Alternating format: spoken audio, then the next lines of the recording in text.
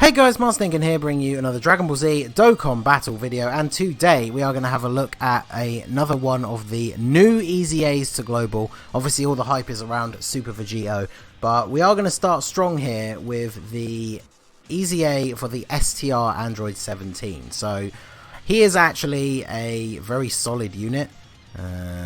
What's your attack stats? Yeah, it probably makes more sense to put the LR first. Yeah, he's very, very good. I do think that he's potentially better than the 18. So let's talk about why. So he, after his EZA, his leader skill still not like the best. It's tech, int and STR types 3 key and 50%. So I mean that's like free to play unit level leader skill now when you think about some of the free to play category leaders that we have. But his super attack, he still does supreme damage, he greatly lowers defense, but he stacks his defense. And yeah, so he is another infinite defense stacking unit. So obviously in events like this, we're on Infinite Dragon Ball History at the moment, or the Legendary Goku event, he's going to be one of those units that, especially if you run him on main rotation, is going to be taking double digit damage, potentially even from super attacks at the very end. So I'm going to go ahead and do this. We want him linked up with an Android 18, and I'll talk about that in a second with his passive. So in a way I guess it's good that we can see him here without it, and we'll see what he does. We do have, of course, the two Android 13s are currently Android category support units, so they are going to be buffing his attack up considerably, and his defense as well. So even before he gets a chance to start stacking, his defense is going to be pretty high. So let's see what he gets here. 1.5. I mean, that's actually not bad. I don't know if he could even hit 1.5 before his EZA. Well, I guess maybe with the double supports. But anyway, so we are going to get him onto rotation with the 18. Let's talk about his passive. So he changes AGL key spheres to rainbow spheres, which is obviously very useful for other people on the team, especially if you are running LRs.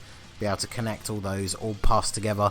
And then he has attack and defense 70% and chance of performing a critical hit plus 17%.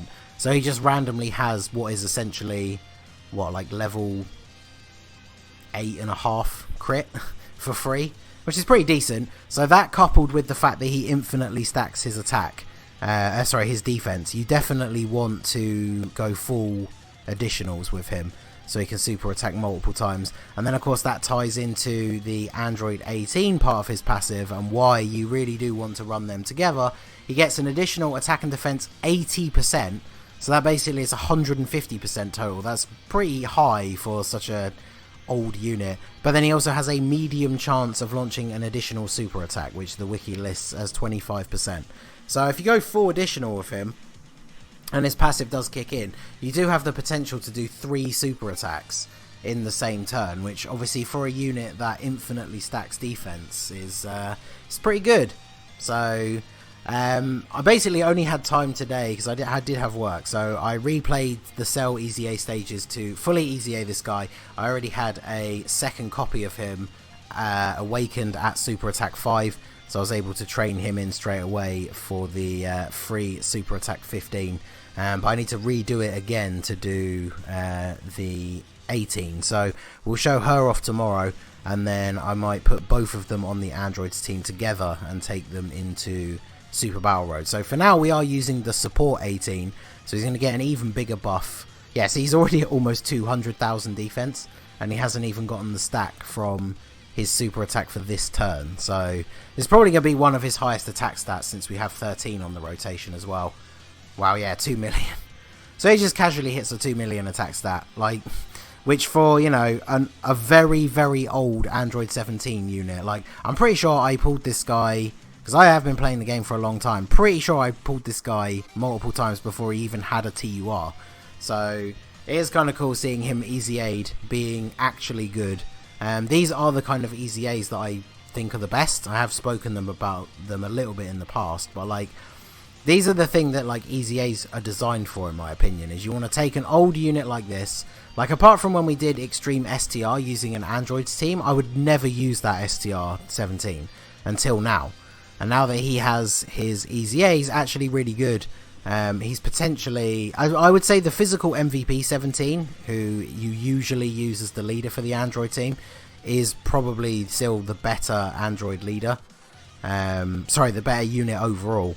But now that we have 13 to bring as an Android lead that's still giving 170% to attack, I could definitely see, like this team build that we've brought into this event, essentially, just using double 13 leads if you do have him, and then bringing this STR. So, I mean, look at that. He's taken less than 7,000 damage from type disadvantage. And the friend only has one dupe, like mine. So 13 definitely is good. Obviously, he's kind of overshadowed by the fact that he's not as good as Cooler. The 5-year is around the corner, so I know a lot of people skipped out on him, but he is decent, and obviously he starts off as a support unit. So now we have the Hellfighter 17. Actually, this rotation might actually be better for him overall. So let's see what we can get here. The Hellfighter 17, I think, is one of the best support units on the Android team. The fact that he lowers attack and has a built-in 50% chance to dodge is very, very good. So yeah, 1.9. Okay, so the support from the untransformed 13 was the best, but he is, of course, now that we get deeper into the event, his transformation is not optional like Cooler, so he has lost that support ability. The LR androids in their 17 and 18 form are an android support unit as well, though, so probably won't bother transforming them into 16, just so we can see how they help support as well. But yeah, well, I want to check my defense because I want to see whereabouts we are now. So okay, the other 13 is going to transform. Actually, that's a good point. I think because our rotations were messed up at the beginning, did we actually ever get the... Yeah, we never actually got the 14 and 15 on rotation with an untransformed 17. So we didn't... 13. So we didn't unlock the C super attacks for the rest of the battle ability, which is kind of annoying. Yeah, let's do that. Because he'll change that into a rainbow orb, so that'll connect all those reds for him. Double digits for him. So the 14 and 15 are not a support unit, so that shows just how good 13 can be defending against type disadvantage with only one dupe, and he's still taking double digit damage. So that is pretty good. Yeah, literally the only reason I bought these guys was because I figured it would help out the showcase for the fact that I could see where the enemy super attacks were going to be, and I didn't end up getting supered with type disadvantage or something. And yeah, it's actually pretty funny that the rotations played out that way, because like that's, I would say that is the main reason you bring them on this team, because once 13 transforms, then they're a support unit, but like they're unlocking their thing is probably what makes them the most useful. So okay, so we're gonna put you first.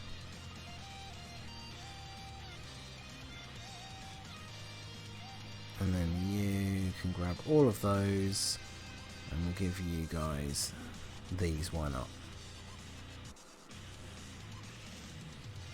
But yeah, they do, that's the thing, is they have to be on rotation together, which is why I suppose once you fully, if you have both of them fully EZA'd and rainbowed, that would be a very strong rotation. Wow, 2.36.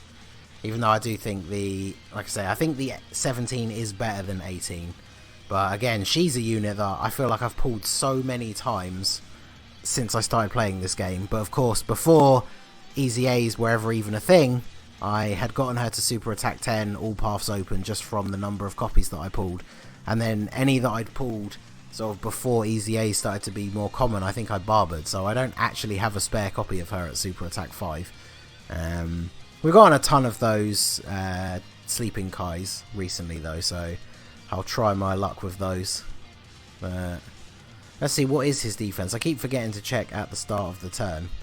But yeah, see, when he's on rotation, he's not getting his passive to go off, so we won't see it properly.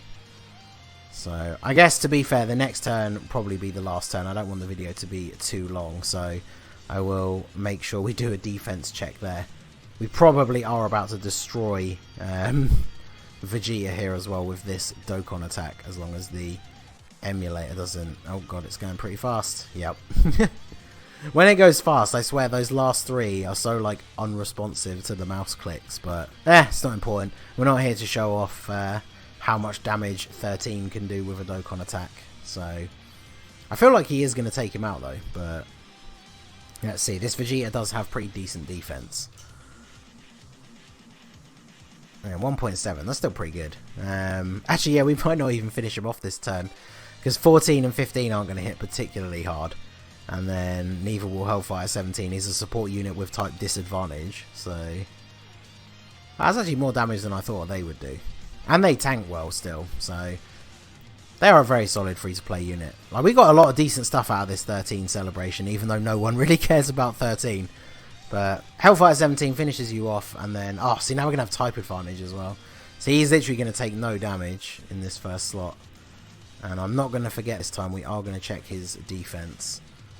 Okay, wow, okay. 350,000, basically, when he supers. So that is, yeah, he's definitely one of those units. He stacks up so quickly.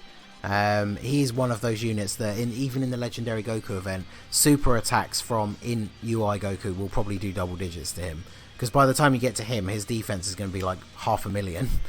So, yeah, 1.8 with no support on the rotation. So, he's not an offensive powerhouse, but in some of these longer events, obviously, he is ridiculous when it comes to defense. And, I mean, he still hit a 1.5 million damage, and then we get that additional. Plus, we do have the hidden potential, so it was only a normal attack. That would have been perfect timing for that to have gone off right when I was saying. But yeah, that's how that works. So his passive goes off, then we got the hidden potential, but unfortunately the hidden potential one was only for the normal attack. Look at that, 18 wants to join in, get the additional as well, and the dodge showing out here with that support. And then 13 gonna do a nice little bit of damage at the end. So I will bring up his build on the team menu when we get into the next phase, because I always forget to do that. But let me know what you guys think down below of the 17 and the 18 if you've done them already. If you have, which one do you think is the best? We'll go into that a bit more in tomorrow's video once we have actually showed off both of them. But yeah, I think he's very solid, and I would definitely use him. Like, if they add, because that wasn't one of the categories. If they add more missions for the Legendary Goku event, and they add one to beat it with the Android category team, then I would definitely recommend him. So I always give my guys 3 dodge. I gave him 4 additional, and then he's got the 8 crit. So they do trigger separately. So his passive, he has a 17% chance to crit. If that doesn't proc, then he has a 16% chance to crit thanks to his hidden potential. But obviously we gave him the additionals because he's all about the stacking. So anyway, that is going to be it for the video, guys. This has been the Master Ningen. Smash that like button, subscribe to the channel if you are new. You can follow me on Twitch or join my Discord. The link is in the description below. And I will see you all again soon. Have a good one.